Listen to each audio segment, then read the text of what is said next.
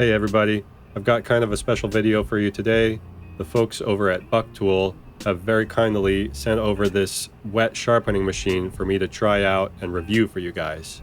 Now, I don't have a lot of experience with this type of machine, but I do a lot of sharpening, and if it's anything like the other BUCKTOOL machines that I own, I think the build quality is going to be quite good. One thing I noticed right off the bat is that the stone wheel is very true and very round. It spins very evenly, so that's going to be a great thing. I don't have to worry about adjusting that too much.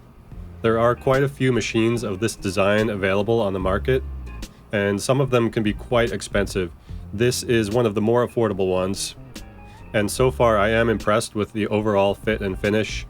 Now, this is not going to be a tutorial because I'm still learning how to use the machine. I'm just going to do a quick demonstration to see how this thing performs pretty much right out of the box. And I'm just going to sharpen one knife and we'll kind of check out the process from start to finish. So I just turned on the machine and now I'm adding water. The stone wheel does absorb some water, so you've got to keep an eye on the level and make sure it stays topped up. You can really see how true the wheel is from this angle, and it feels really nice and smooth and even, but also feels like it has a good amount of bite. Just the right amount to grind the edge on a knife and leave it really smooth. This is the jig that it comes with to hold the knife. It seems really solid and it's very adjustable, so you'll have no problem getting the angle that you want. It clamps onto the knife very easily and has a really strong grip, which is really important so that the angle stays consistent while you're sharpening. And this is the angle guide that comes with the machine. I'll show you how it's used in just a second. We're going to set it to about 20 degrees for this kitchen knife.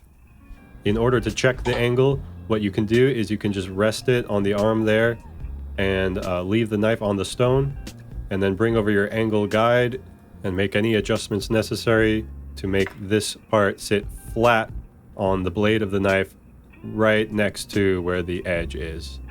So I'm going to get started with the sharpening. The stone wheel is spinning towards me, so we're doing an edge leading method here. I'm going to start with the tip of the knife and work towards the heel. That was some advice that I picked up from Baz over at iSharpen. Go check out his YouTube channel.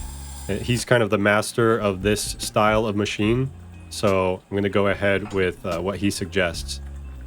He also suggests not to do too much rotation, but instead to lift up the handle part of the knife as you're making the entry to the grind with the tip.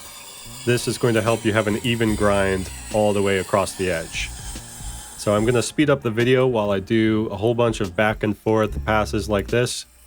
I'm not using much pressure at all, and I'm just kind of taking my time and inspecting the edge after each couple of passes, trying to be very consistent with my movements and make sure they're exactly the same each time.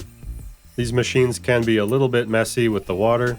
That's why I'm using a baking sheet pan underneath just to catch some of the drops that come off of the knife. At this point, I think the sides have come together to an apex. Let's take a close look at the edge and see what it looks like. This kind of system really produces a beautiful, smooth, and even edge. And since we're using a low-speed water-cooled system like this, we don't have to worry about overheating any part of the blade. Next, what I'm going to do is try to minimize the burr. We did have a pretty significant burr from all the grinding that we did. Now, since we're sharpening edge leading, that burr is not going to be very big to begin with. And what I'm doing here is just a few extremely light passes back and forth, just to try to minimize it as much as I can before the stropping process begins. So I'm just going back and forth a couple of times and really just using the lightest pressure I can possibly do, so that when we go to finish the knife, it's only going to have a very small burr that's easy for us to deal with. I'll take the knife out of the clamp now and do kind of a final inspection of that bevel before we finish it up. It's very impressive to me how nice and even that bevel looks, especially as someone who sharpens freehand most of the time. I found it very easy to get a result like that, even without much experience on this machine. So now we're going to use the leather wheel to strop the knife.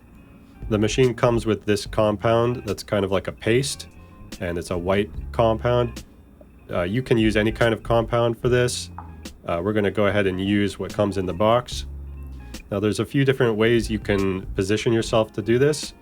I'm going to try to make it easy on myself and without turning the machine around or anything. So I'm just going to remove the bar, and hopefully that will give me enough clearance to hold the knife on that leather wheel. This machine is capable of going in forward and reverse. So now I'm going to go the other direction forwards, and I'm going to do edge trailing passes on the leather wheel in order to strop the knife. So I'm applying the paste compound like so, just kind of holding it on the wheel. Got a lot of compound on there, probably too much, but that's all right. I do believe you can use the bar that I removed to hold a specific angle while you're stropping, but I'm just going to try and freehand it here. And I'm just going to do a series of back and forth passes, and I'm going to keep feeling and checking for the burr until I can't feel anything left. Now I'm going to speed this part up while I go back and forth several times. This is a nice gentle way of stropping the knife that goes really well with the rest of the system. And this is just my personal touch at the very end of the process. I'm going to use a hand strop with some extra fine honing compound to really polish up that edge and make sure there's no trace of that burr remaining. Now let's check it on some paper, and the knife is cutting really nice and smooth. I'm very impressed with the overall results. It's definitely comparable with the other methods that I use on a daily basis, and I could definitely see myself using this system for my own personal knives, and even in a professional setting. I think the quality is really, really good, and I'd highly recommend picking one of these up.